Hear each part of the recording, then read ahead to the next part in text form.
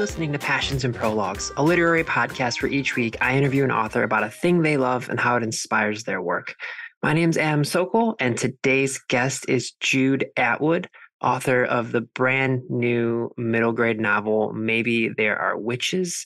This is Jude's debut novel, and it won the Kraken Prize for middle grade fiction. It is a delightful story of a young girl who comes to a new town after her mother inherited a very creepy Victorian bed and breakfast on the outskirts of a small town in Illinois. And she's struggling to adjust. And as she discovers different things in the house, she finds a diary of a long dead relative and finds out that there were some creepy things that have gone on in her family's history, as well as the fact that in this diary, it starts predicting things that are going on in her own life as well. It's a really, really awesome, creepy story. And in this conversation, we talk about kind of how its origins were in potentially being a horror movie, which is, kind of where all of the creepy things come from, even though it transitioned to a middle grade novel. What we lead off the conversation with is something that I am also deeply passionate about. Jude loves baking. We get into the different pies and cakes and things that he likes to make for him and his partner, as well as for all of the friends and family in his life. We also talk about our shared love of the Great British Baking Show and so much more. It's such a wonderful conversation, and it definitely made me want to start baking. And Jude was true to his word in the conversation we had and did send me a recipe that I am going to check out for a specific pie that we talk about. So you can hear all about that in the conversation in just a bit. But along the lines of Jude's new book, Maybe There Are Witches, I want to give you another really wonderful middle grade creepy novel that I adore that came out a few years ago called Scritch Scratch by Lindsay Curie. It is another book that it's described as for fans of the Goosebumps series, which I love because that is exactly what it reminded me of. It's a chilling ghost story based on real Chicago history about a very creepy spirit, an unlucky girl, and a haunting mystery that will tie everything together. The main character isn't really interested in paranormal things, but her family is hosts a ghost-themed Chicago bus tour. So it is always around her life, and then very, very creepy things start happening. And she can't decide if it's just all a hoax or if it is her truly being haunted. So that's Scritch Scratch by Lindsay Curie. And I do think you should check out both of these books, especially in tandem. They are delightful, spooky summer ghost stories that I think you will adore. And if you ever want to get a hold of me, you can, of course, always reach me at passionsandprologues@gmail.com. There you can send me any of your passions, the things that you love doing. I love reading about those. And you can also always send me any of your 5-star reviews that you've left of the podcast, and I'll give you some customized book recommendations. You can also find me on TikTok and Instagram at Passions and Prologues, where I'm always talking about bookish related things, sharing the latest reads that I'm checking out, and a whole bunch more. Okay, that is all of the housekeeping. I'm not going to keep you any longer. I am so excited for you guys to listen to this discussion with debut author Jude Atwood on Passions and Prologues.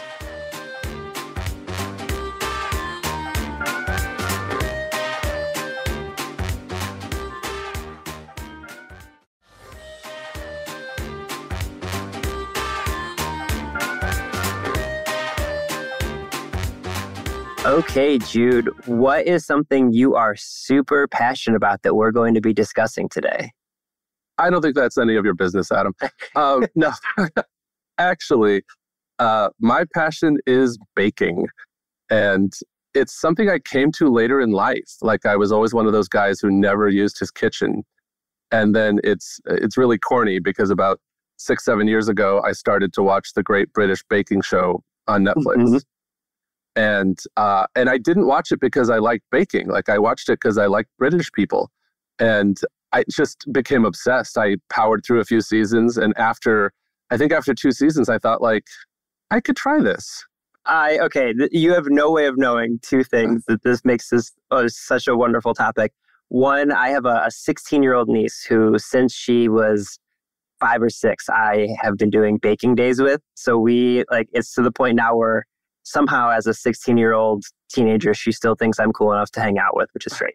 But we do baking all the time in the sense where like our text thread to each other is exclusively things we want to bake. And the other thing is my partner and I watch Great British Bake Off as well. And it's almost like how a lot of people might put on like Friends or Seinfeld. We call it emotional support bake off. So and it's our emotional support. It's like our like safety blanket at the end of the night, just something to watch that makes us feel good. So let's start at the beginning. What got you into baking? Like what were your kind of first things that you started dabbling with, and why did it give you the bug, I suppose?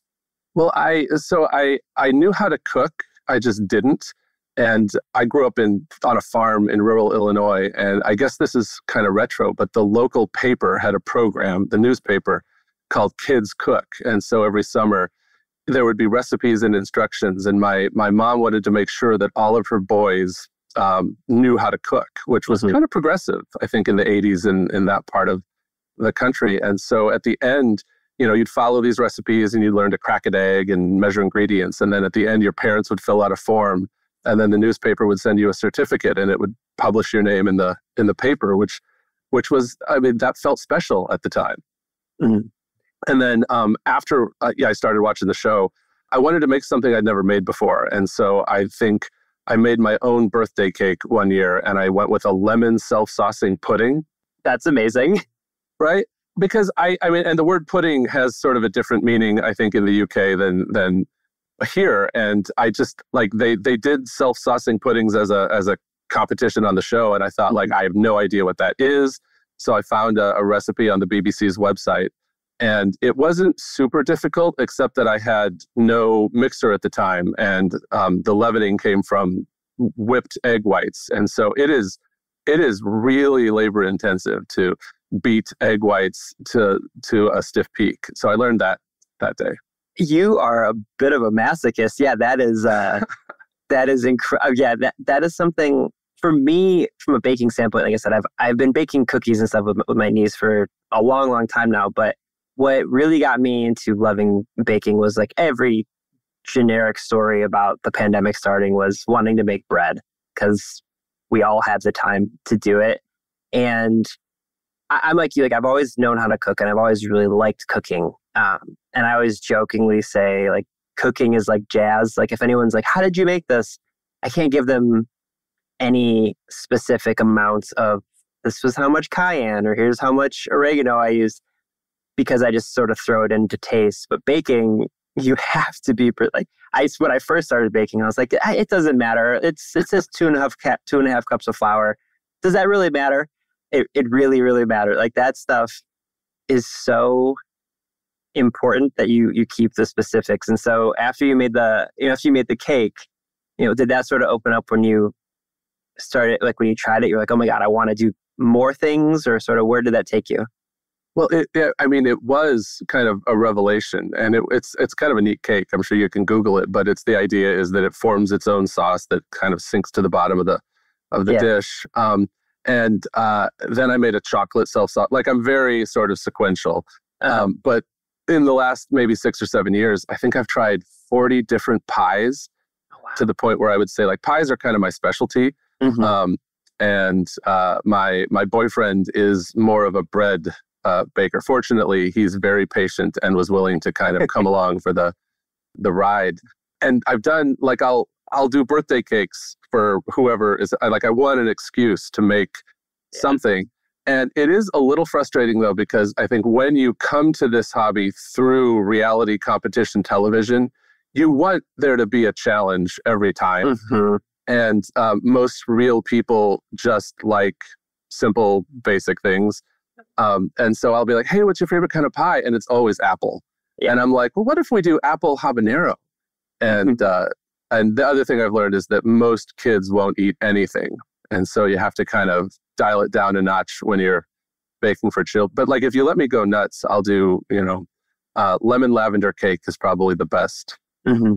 what I have found, again, my niece she's 16 and she's very mature for a 16-year-old. Like it's so funny to me. She has 3 younger siblings that she calls the kids. Like she's just like acts like she's one of the adults. But one of my reminders that she is still a teenager is how sweet she wants to make things. Like she will send me some cupcake that she wants to make that has like 3 inches of frosting on top of it. And I'm like, Grace, what if we just dialed it back a little bit? And so is that something like, have you found, you mentioned lemon a couple of times, which I'm on board with, but I was going to say is, are there flavor profiles you find yourself drawn more towards in the baking world? That's an interesting question. I did get, once somebody knows that you're into something, it becomes kind of the go-to gift. Yeah. There was an Onion article years ago about making the mistake of telling people in the office you like penguins, and then it's always, but it's when it's something practical, it's kind of nice. And so a woman that I work with at the beginning of the pandemic, just as not for a holiday or anything, just shipped me a bunch of different flours. Or types of flour, rather. Yeah. And so learning to bake with like almond flour and potato flour. And so I think we made a Swedish cake, sandkaka, with potato flour. And I like that because it's like a good breakfast cake. Like it's not super sweet. And so I've been, we just watched my boyfriend and I just saw Our Neighbor in a play. And in the play, they talk about, again, it's lemon, but a lemon polenta almond cake. And so we decided to try that. And so we're still trying to perfect the recipe, find the right one. But that has it's almond flour. So my niece's mom, my sister, is probably an easier way of saying that. My sister has celiac, and she has had celiac since before anyone knew what gluten was. And so when other people say they're gluten intolerant or they have a gluten allergy, I have to explain, like, no, my sister can like get cancer from this. Like she can't have. Mm-hmm. So we grew up in a household where once she got diagnosed, like my parents' house everything was marked like GF, like there'd be a gluten-free peanut butter and this. So this is all to say, we tend to bake a lot with almond flour when I'm baking with my niece for that exact reason, because almond flour is gluten-free because it's from almonds. But that's really the only one I've used other than like wheat flour and things like that.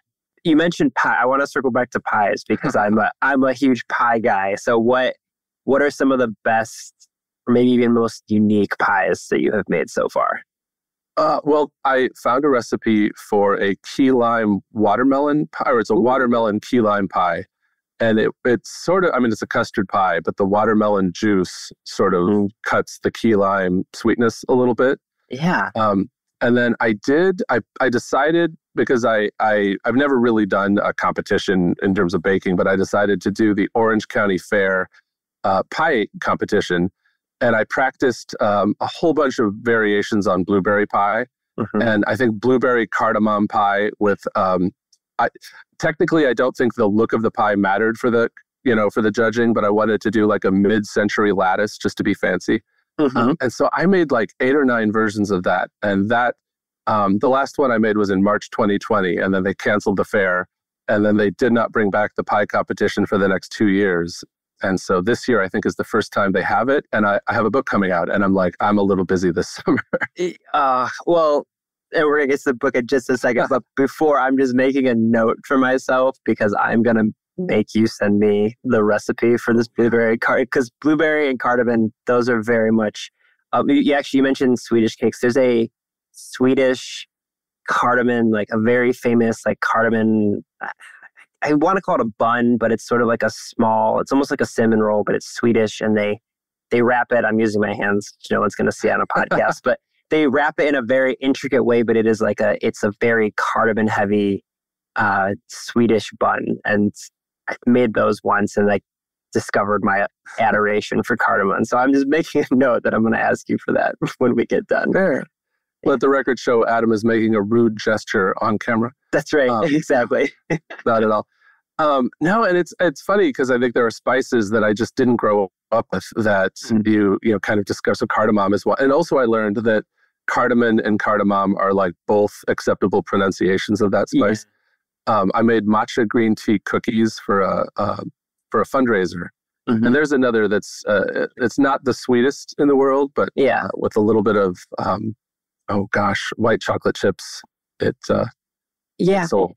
And there's things like tahini. I would never normally think to bake with tahini or make like tahini cookies, but because I too am obsessed with Great British baking show, I start to see people use that in stuff, and I've been like, oh, that's a really interesting way. So I know what you mean. Like, that's been one of my favorite things I think about baking is finding new flavors that, like you said, we're both Midwesterners when we grew up. Like, there's just stuff you start to discover that is really interesting. So for you, this will transition into your book in just a second, but how do you seek to find new recipes to try with how much you've done? Oh, I'm really basic. And so if I see something in a show that I'm watching, or if I read something in a book and it sounds interesting, then I will Google the name of the recipe plus the word simple, because I want the first time I make it to be a little bit simple. But I did one thing that occurred to me is, in addition to discovering new flavors, I realized that like there's stuff I ate when I was a kid that I never see anymore. So I hunted down rhubarb, because that's really hard to find on the West Coast. And I did a whole bunch of rhubarb stuff. But I would say the inspiration comes from, like, I saw the play Dinner with Friends last month, and that the characters talk about this great cake that they're eating. And I was like, oh, I'm sure it's real. I'll try that. Yeah. And once we made a dish that we saw on anime show. It's a strange show. It was on Netflix called Food Wars, and we did this vegetable terrine, which was super like 5 layers of different sort of gelatinized pureed vegetables. And so it's beautiful, but I wouldn't do it again because, oh my gosh, it took all day. I feel like that's so much of, there's so many things in cooking that you just describing it, I can hear how complicated it is. But there's other things that I don't think people realize. Like I was at my brother's house this weekend, and he made potato salad. It was really good. It's like, Jay, why don't you ever make potato salad? And he goes, because this was such a process. Just like things you don't think about. Like for potato salad, you have to boil it, let it cool down, cut it up, it was very interesting when you see things that look very simple and are extremely elaborate. So I want to ask something, I always ask every author who comes on, like, if/how this has influenced your writing. So does this, found love of baking, does this come into play when you're starting to think about writing? And you mentioned you have your first novel coming out, which we're going to talk about in just a second. Well, I wish it had a more direct connection to my writing, because that would really make sense. But I think in some ways both of them can be kind of a solitary hobby. And I think both are ways to kind of show off. And I think that there's of all the sort of personalities people can have, I think I was a middle child, the second of 4, and I think I was always looking for ways to show off. And I think that writing and baking both kind of play into that. And I also kind of like that baking, as opposed to cooking, is something you could often do the day before. Like, I like to stay up late and, roll out the pie crust, and I've always been a night owl. And so rather than having to get up and get everything ready for a meal, I like to kind of be like, okay, everything's in place. And I think writing, I tend to, I'll write in coffee shops, but I like to kind of be in, my own space. And so, yeah, I'd say there's that. And then I wish that there were more baked goods in the book that I just wrote, so that I could be like, but next time I'll think about synchronicity. So, and that's okay. There's lots of, so you wrote a middle grade novel called Baby, There Are Witches. And there are lots of, I've seen like middle grade, like graphic novels and things that do have food in them. So like you said, that it could be the second time around, but for my listeners, we're recording this at the end of May. Your book comes out on June 13th. So can you kind of introduce them to your new novel and sort of where you got the idea from? For sure. Well, the pitch of Maybe There Are Witches is a 13-year-old girl moves to a small town in Illinois, and she discovers a diary, hidden diary that belonged to her great-great-great-grandmother, who was executed for witchcraft in the 19th century. And then as she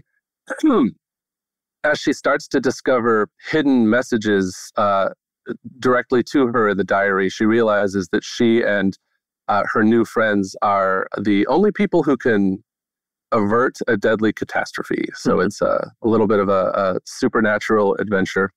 And I actually got the idea years ago. I'm embarrassed how long it took me to finish the book, but I went to film school many years ago. And so I've always had like a list of like movie ideas and just sort of things that may someday take shape. And so this came from a list of horror movie ideas. I thought it would be kind of creepy if someone found a book in a house that they had never lived in before that contained messages to them.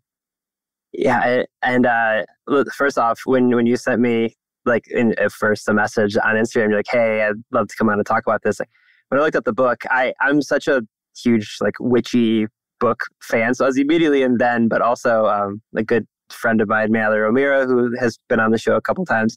We both discuss how much we love books about books. So you've got that as well. Like I totally agree with you. I feel like there's so many wonderful horror stories, horror books, horror movies that do involve that idea of like discovering a mysterious book that you definitely shouldn't open and then definitely shouldn't read out loud. And then, so how, thinking through having all these stories, and you said going to film school previously and, you're a professor now, how did you decide to turn this into a middle grade novel? Like, was there ever envisioning writing it for a different age? Or I'm always interested to hear why authors chose the kind of outlet that they did for their story.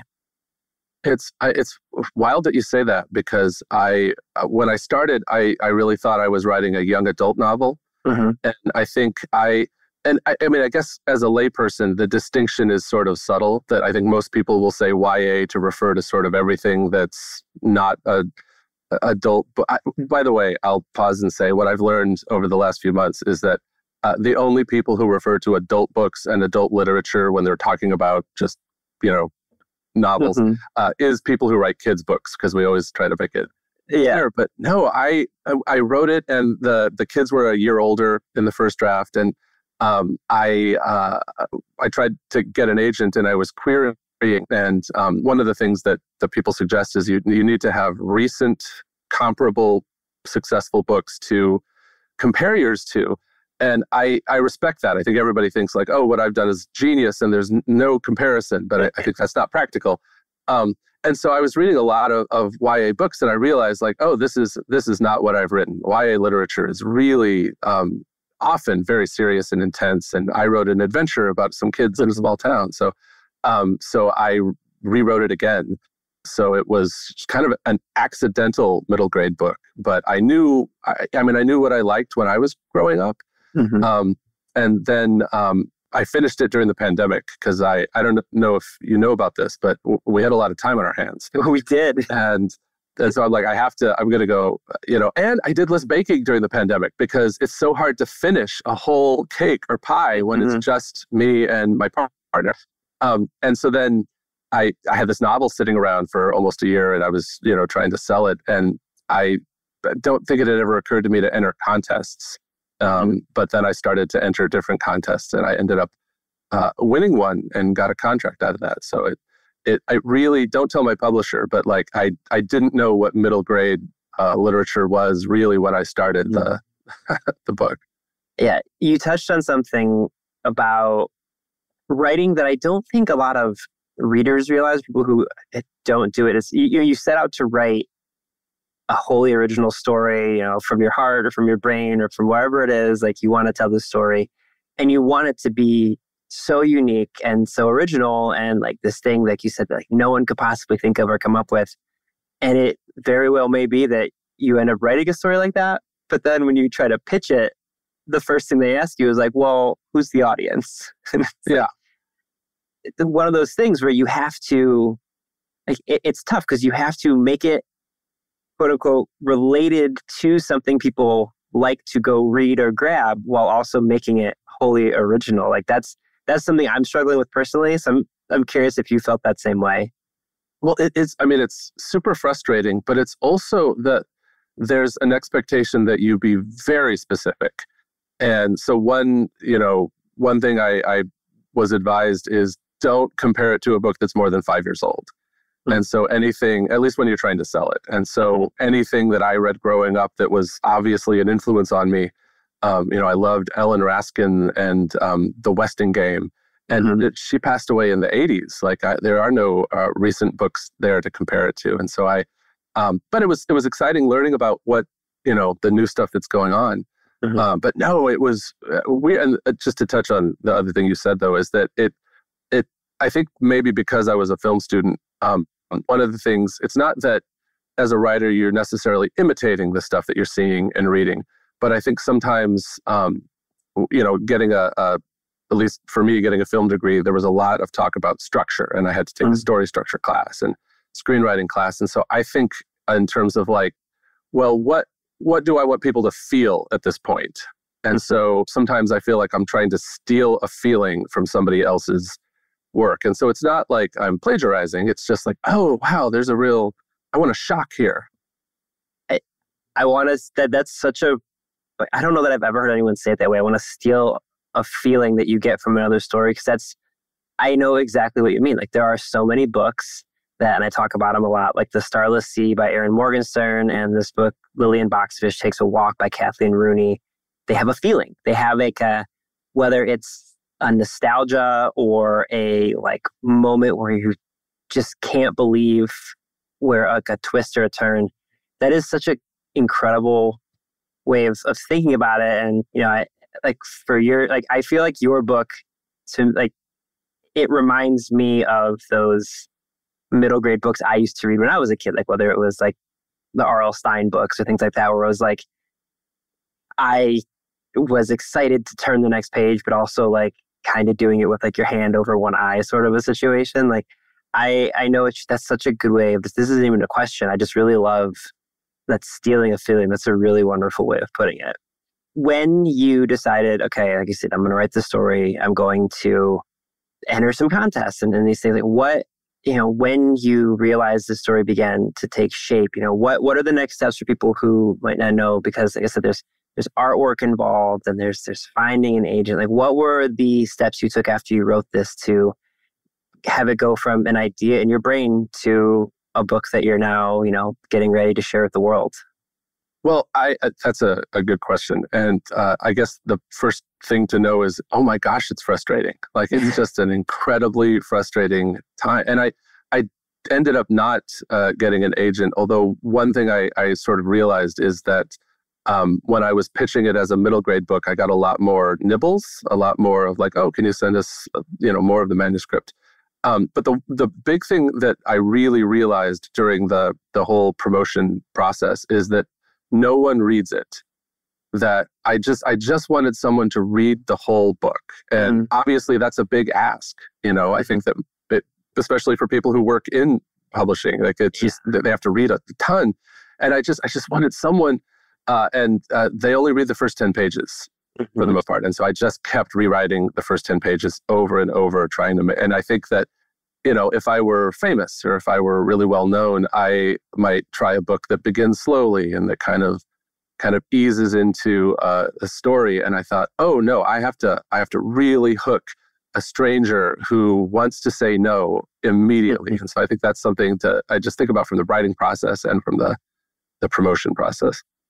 So are you currently, I know this is like such a tough question to ask authors who are just promoting their book as it's coming out. Are you like thinking through what may come after this? Or is that something you're just not at yet? Well, the other thing, I guess, to know is that the process from signing a contract to publishing is incredibly long. I think at a major publisher, it's a year. And I am with an indie publisher, Regal House Publishing, and their label Fitzroy Books. And their production process is 2 years. And so I have had a lot of time it's what's funny is that the actual editing from my end, I get just a few weeks to kind of go over changes, and then you send it in, and then you wait. And so I felt like I will kick myself if I didn't finish something else. And I will say I did not, but I'm halfway through a follow-up. It's not a sequel, but I decided I'll stick with this and try another scary middle grade book. And so I don't have a title yet, but I'm excited. And it also is set in rural Illinois. So I've decided I want to have a little genre there.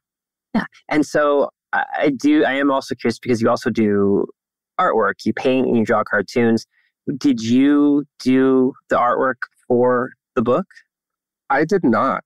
And my publisher actually asked if I wanted to, which I thought was very flattering. But my mindset was, since this is my first book, I don't want the person who designs my cover to be doing it for the first time in their life. And so it's funny though, because we had a little Zoom meeting with other writers who are kind of in the same front list season, the summer 2023. And I think it's because the publisher just wants to get all the questions out of the way at the same time. Yeah. And the first thing they said is, you do not have any control over what is on the cover of your book.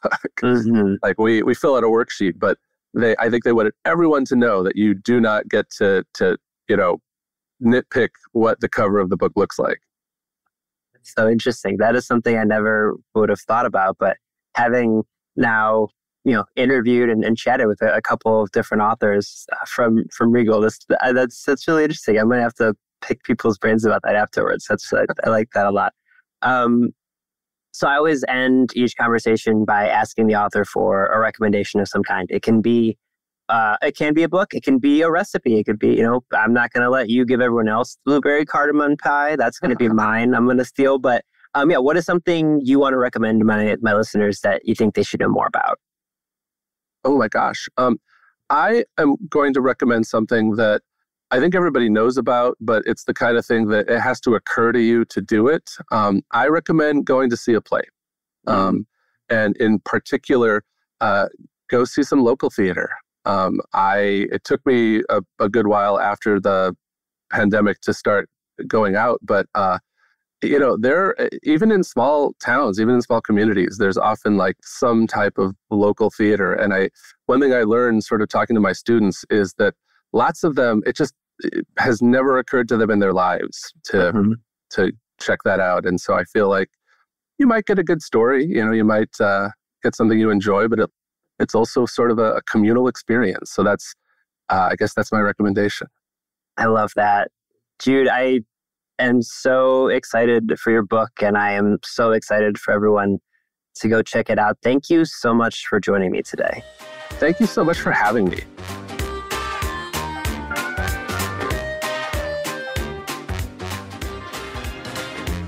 Passions and Prologues is proud to be an evergreen podcast and was created by Adam Sokol. It was produced by Adam Sokol and Sean Rule Hoffman. And if you are interested in this podcast and any other evergreen podcast, you can go to evergreenpodcast.com to discover all the different stories we have to tell.